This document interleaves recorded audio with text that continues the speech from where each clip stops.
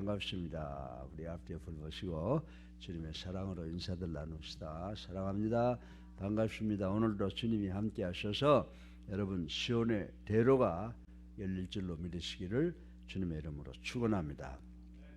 이 목사가 설교를 하는 것도 그 형편에 따라서 이 제목이 자꾸 결정되는데, 우리가 지금 세상이 어렵잖아요. 또 교회도 어렵잖아요. 개인도 어렵잖아요. 그러니까 자꾸 환난 가운데 평화라든지 또 시험 당할 때 어떻게 우리가 그거를 해결하느냐라고 하는 것, 성도들의 자세에 대해서 자꾸 이렇게 눈이 가는 걸 어쩔 수가 없습니다. 근데 이제 정말 뉴스를 보기가 힘들어요. 우리나라도 서로 정당끼리 싸우는데 아주 극렬하게 싸우고 있잖아요. 그 요즘엔 참 두려운 게 뭐냐면 잘잘못이 없어. 잘못해놓고도 우기면 그게 서로 논쟁할 수 있는 논쟁거리가 생기고 대등해지는 것을 볼 때 참으로 세상의 정의가 점점 멀어져 가고 있는 것은 아닌가. 이제 곧 예수님께서 재림하실 때가 됐나 보다. 이제 그런 생각을 갖고 두려운 생각이 됩니다. 근데 오늘 또 아침 새벽에 새벽기도 오기 위해서 일찍 일어나서 텔레비전을 이렇게 돌려보니까 전 세계가 지금 뭐 유혈 충돌이 일어나고 난리라고 그래요. 저 이스라엘하고 그 하마스 중동 문제 때문에. 근데 여러분 한번 보세요. 누가 원인 결과였어요? 하마스가 이스라엘 가만히 있는 나라에 가서 미사일 5,000발 터뜨리고 전쟁을 시작해놓고는 지금 그게 누가 원인 제공자고 그런 거 관계없이 지금 서로 양분돼서 싸우는 것을 볼 때 이 땅에 정의가 어디에 있느냐. 예수 그리스도께서 이제 오실 날이 멀지 않았구나라고 하는 그런 생각을 해보고 하나님께 기도합니다. 아버지, 이 땅에 지금 넘치는 이 부정부패, 이 불의 해결하시고 주님 어서 오셔서 우리 주님과 더불어 평안을 누리게 하여 주시옵소서라고 기도를 합니다.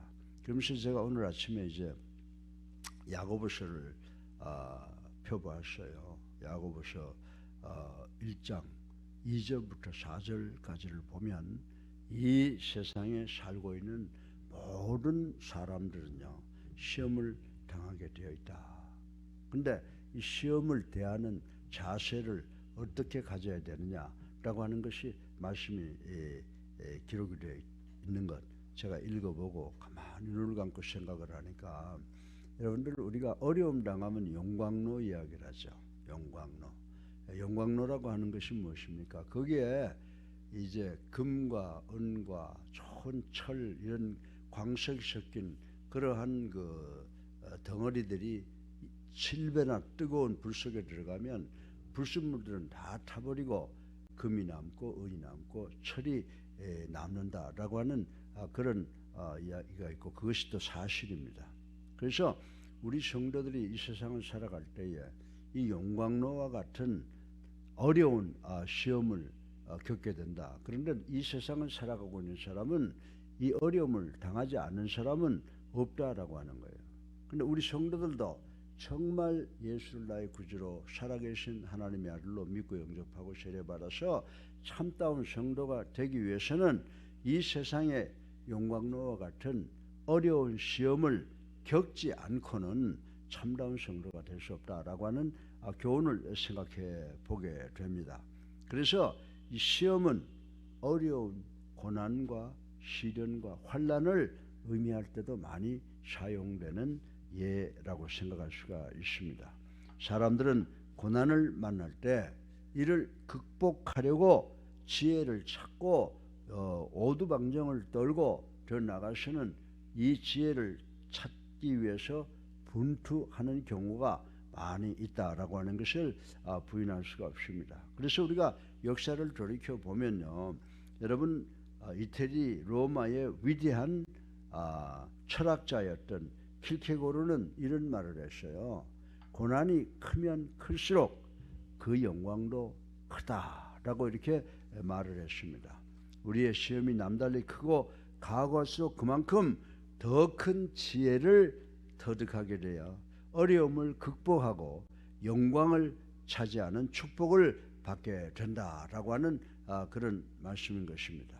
사랑하는 예수와 함께 성도 여러분, 우리가 인류의 역사를 살펴보고 더 나아가서 우리 기독교의 역사상 위대한 업적을 남긴 믿음의 선진들을 보게 되면 거의 대부분 용광로와 같은 불의 시험을 통과한 경험이 있다라고 하는 것을 우리는 잘 알 수가 있는 것입니다. 이 같은 관점에서 생각해 보면은 시험이라고 하는 것은 불행을 주기 위한 형벌이 아니라 우리를 영광으로 인도하는 하나님의 인도, 하나님의 축복이다라고 생각을 해도 과언이 아니라고 생각을 합니다. 그래서 오늘 본문에서 야고보 선생은 뭐라고 권면하고 있습니까? 야고보 선생은 시험을 만나거든 온전히 기뻐하고 믿음으로 인내하라 라고 오늘 본문을 통해서 우리에게 말씀해 주시고 있는 것을 우리는 읽어보았습니다. 이제 본문 중심으로 우리 모두에게, 성도에게 이 시험에 대한 자세에 대해서 말씀을 드릴 텐데, 오늘 이 야고보서 1장 2절부터 4절까지의 말씀을 보면 우리 모두가 환난을 당할 텐데 그 환난을 대면하는 자세를 세 가지로 나누어서 말씀을 해주고 있습니다. 첫째, 환난이 오면 기뻐하라고 그랬어요. 그리고 그것을 믿음으로 극복하라고 그랬고, 또 믿음을 통한 인내로 승리하라 이렇게 말씀하시고 있는 것을 볼 수 있는데, 우리가 이 세 가지를 간단하게 생각해 보므로 오늘 아침에 은혜 받는 시간 되기를 주님의 이름으로 축원합니다. 시험에 대한 성도의 자세는 어떤 것일까요? 시험이 오거든 이거 어떡하지? 그러지 말고 기쁘게 받아들이라고 하는 것입니다. 기쁘게 받아들이라는 것입니다. 이거 내 밥이야. 밥 먹으면 배부르고 영양을 얻어서 살찌게 되잖아요. 그러니까 이거 내 밥이야 라고 기쁘게 여겨야 된다라고 말씀을 했습니다. 성도가 시험 가운데 처할 때도는 이 시험을 기쁨으로 받는 길밖에 없다라고 이렇게 말씀을 하고 있습니다. 우리는 어떤 시험을 당할 때에 결코 슬퍼하거나 마음이 동요돼서 좌절하거나 절망해서는 안 된다라고 하는 것입니다. 이 같은 태도는 우리를 패배하게 만들 뿐이라고 하나님의 말씀이 우리에게 교훈을 하고 있습니다. 인간이면 누구나 고난과 시련을 당할 때 절망하고 고뇌하고 싫어지기 마련이라고 하는 것입니다. 그런데 오늘 본문 야고보서를 보게 되면 야고보는 아주 반대적인 말을 역설적으로 하고 있습니다. 야고보는 시험과 고난이 오면 이를 기뻐하라 라고 하시니 실로 이거 정말 아이러니컬하다라고 생각하지 아니할 수가 없습니다. 그러면 왜 하나님의 말씀인 야고보서는 성도들에게 시험을 기뻐하라 라고 권면을 할까요? 이 역설적인 진리를 우리가 참 깊이 한번 생각해 봐야 되겠습니다. 근데 정말 이 시험이라고 하는 것이 그 출처가 어디냐라고 하는 거야. 그 시험의 출처는 사탄이나 인간이 만들어내는 것이 아니라 바로 하나님께로부터 온다라고 하는 근거가 있어요. 여러분들 구약의 에레미야 애가 33장 38절에 보면 화와 복이 누구한테 온다고 그랬어요? 하나님의 입으로부터 온다라고 하는 말씀이 기록되어 있습니다. 그래서 우리의 행불행, 생과 사, 실패와 성공, 넘어짐과 일어남 이 모든 것은 하나님께로부터 온다는 것을 구약 성경에서 밝히고 있는 것을 우리는 볼 수가 있습니다. 그러므로 시험이 만약에 하나님께로부터 오는 것이라면 우리는 하나님께 순종하는 마음으로 이 시험을 기쁘게 여겨야 되는 줄로 믿으시기를 주님의 이름으로 축원합니다. 그래서 하나님은 어떤 대상이에요? 하나님은 찬양과 영광과 경배의 대상이에요. 그거 우리 기도할 때 항상 해야 되고, 그 다음에 하나님과 우리 사이를 가로막고 있는 죄의 문제를 해결하기 위해서 회개하고, 그 다음에 감사는 주님이 오셔서 내가 살게 된 것을 감사하는 겁니다. 그 감사한 다음에 일반적인 간구와 감사가 뒤따르는 것, 이것이 성경적인 기도라고 말씀을 드릴 수가 있습니다. 그래서 요한일서 4장 8절을 보면 하나님은 누구시라고 그랬어요? 하나님께서는 사랑 그 자체이심으로 어디까지나 사랑으로 시험을 주시는 것이지 진노로 보복하기 위해서 벌 주기 위해서 시험을 주시는 분이 아니시라는 사실을 깨달으라고 성경은 우리들에게 가르쳐 주십니다. 그리고 에레미야 애가 3장 32절부터 33절에 보게 되면 하나님께서 우리를 근심케 하시나 그것은 본심이 아니시고 자비대로 긍휼히 여길 것이다 라고 말씀하신 말씀도 기록이 되어 있다라고 하는 것입니다. 특별히 의를 위하여 당하는 시험은 주님의 몸된 교회와 우리의 믿음을 더욱 빛나게 하며 마지막 날에 우리가 하나님께로부터 받았을 면류관의 근거가 된다라고 말씀을 하신 것을 우리는 반드시 기억을 해야 된다라고 하는 것입니다. 주님께서도 이 땅에 오셔서 말로 표현할 수 없는 그 어려운 고통과 고난을 다 당하시고 마침내 대속의 은총, 구원을 성취시켰다. 우리를 위한 구원을 성취시켰다라고 하는 것을 우리는 잘 알고 있습니다. 그러므로 믿는 자 우리 성도는 어떤 시험을 받는다고 해도 주님의 고난을 생각하며 내가 받는 고난과 갈보리 언덕 십자가를 비교하면 내가 받는 고난은 아무것도 아니에요. 그래서 우리가 주님의 갈보리 언덕 십자가의 고난을 생각하며 내가 받는 고난을 기뻐할 줄 아는 우리가 되시기를 주님의 이름으로 축원합니다. 둘째로 시험에 대한 성도의 자세는 믿음을 지켜야 된다는 거죠. 내가 내 노력으로 해결되는 것이 아니라 우리 하나님께서 나의 모든 문제를 해결해 주실 것이다. 우리의 모든 문제를 우리 하나님께 드리라고 그랬어요. 그래서 드리면 하나님께서 해결해 주실 것이다 라는 믿음을 가져야 된다라고 하는 것입니다. 아브라함은 어떻게 했어요? 아브라함은 시험 받았지 않습니까? 100세에 받은 아들 바치라고 이야기할 때 정말 아내에게 상의하지도 않고 그 말씀 듣고 새벽에 모리아 산으로 이삭을 데리고 와서 정말 이삭을 하나님께 드리려고 그랬죠. 그래서 아브라함은 시험 받을 때 하나님께서 이삭을 데려가시면 또 다른 이삭을 주실 것이다 라고 하는 믿음으로 이삭을 하나님께 드림으로써 오히려 또 다시 이삭을 소유할 수 있게 되고 우리 이스라엘의 조상이 아니라 이 세상의 모든 믿음의 사람의 조상이 되었다라고 하는 것을 우린 잘 알고 있는 것입니다. 그리고 시편 기자는 뭐라고 말씀했습니까? 17편에 보게 되면 하나님의 시험을 받을 때에 입으로 범죄하지 아니하고 믿음을 굳게 지켰다라고 하는 말씀이 기록되어 있습니다. 하나님께서는 시험을 통하여 우리 성도를 단련시키는 줄로 믿으시기 바랍니다. 그 과정에서 하나님께 대한 구체적이며 실제적인 믿음을 갖게 하신다는 거예요. 하나님께서는 여러 가지 방법으로 믿음의 시험을 주시는데 먼저 우리 환경을 통해서 시험을 주신다고 하셨어요. 과거 광야에서 이스라엘 백성들이 마라와 르비딤 두 곳에서 물을 구하지 못해서 하나님을 원망했던 사건이 출애굽기 15장에 나와 있는 것을 우리는 볼 수가 있습니다. 이것은 그들의 믿음이 온전히 하지 못한 결과였다라고 생각해 볼 수가 있습니다. 그러나 여러분들 시편 63편에 보게 되면 다윗이 등장하죠. 다윗이 물이 없어 목마르고 곤핍한 땅에서 고통당할 때 그가 믿음을 지켜서 하나님께 뭐라고 기도했어요? 나의 영혼이 갈망합니다 라고 하나님께 기도하는 것을 하나님이 주실 것을 믿었기 때문에 하나님께 기도했다라고 하는 것입니다. 그리고 하나님께서는 당신의 명령을 통해서 우리에게 시험을 주실 때가 있다는 것을 우리 알아야 됩니다. 여러분들 출애굽기 15장에 보게 되면 마라에 도착했는데 물이 있어서 그 광야를 지나오면서 막 얼마나 반갑겠어요. 그 물을 먹으니까 물을 써서 먹지 못했습니다. 그래서 써서 물을 먹지 못하게 되자 하나님께서 뭐라고 모세에게 명령하셨어요? 나무가지 하나를 물에 던져라 라고 명령했습니다.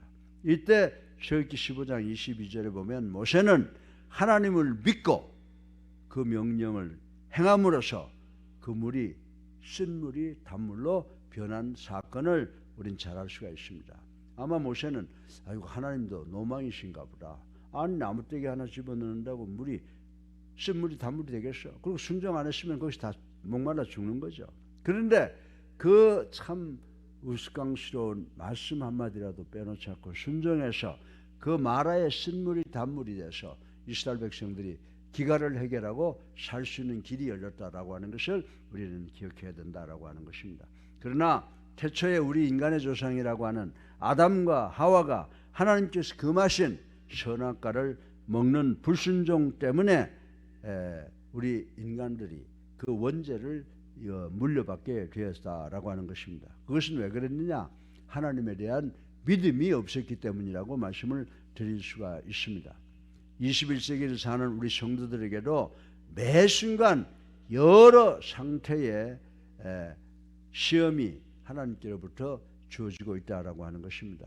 예수를 나의 구주로 살아계신 하나님의 아들로 믿고 성도가 된 우리 성도들은 모세나 다윗처럼 믿음에 굳게 서서 시험을 극복함으로 주님 오시는 그날에 칭찬과 영광과 면류관을 받아 쓰는 우리가 되어야 될 줄로 믿으시기를 주님의 이름으로 축원합니다.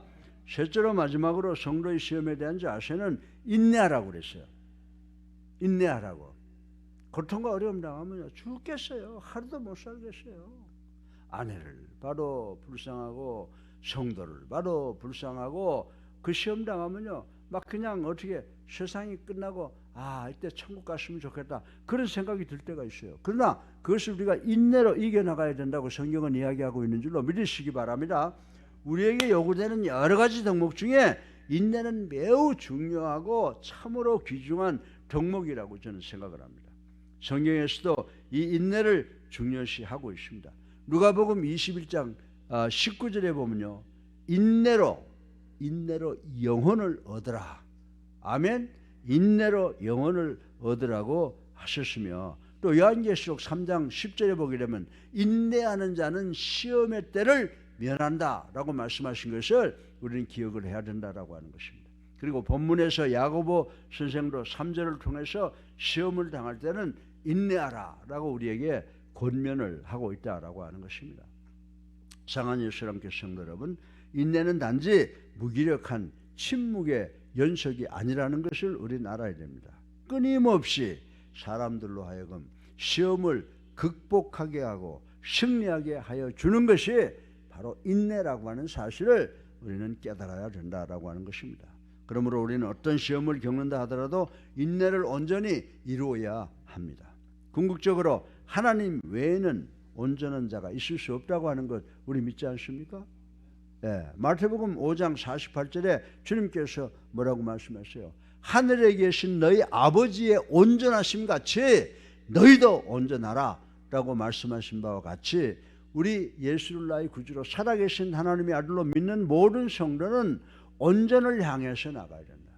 온전을 향해 노력해야 된다 라고 하는 교훈을 얻을 수가 있다라고 하는 것입니다.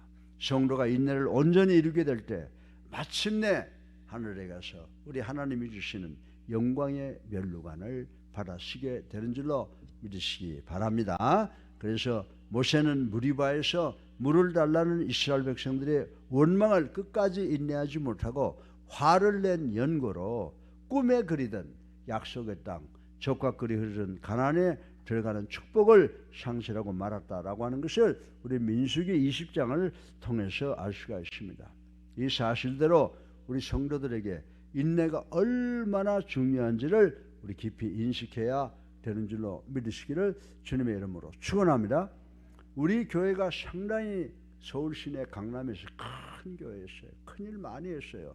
코로나가 와서 이렇게 쪼그라들었어요. 그럼 우리가 뭘 믿어야 돼요? 이제 우리 교회 문 닫을 때 됐나 봐? 아니요. 이제 정말 예수 그리스도의 재림을 맞이할 수 있는 교회로 우리 교회를 크게 하나님께서 들어 쓰실 것을 믿어야 되는 줄로 믿으시기 바랍니다. 그래서 우리가 시험 당할 거예요.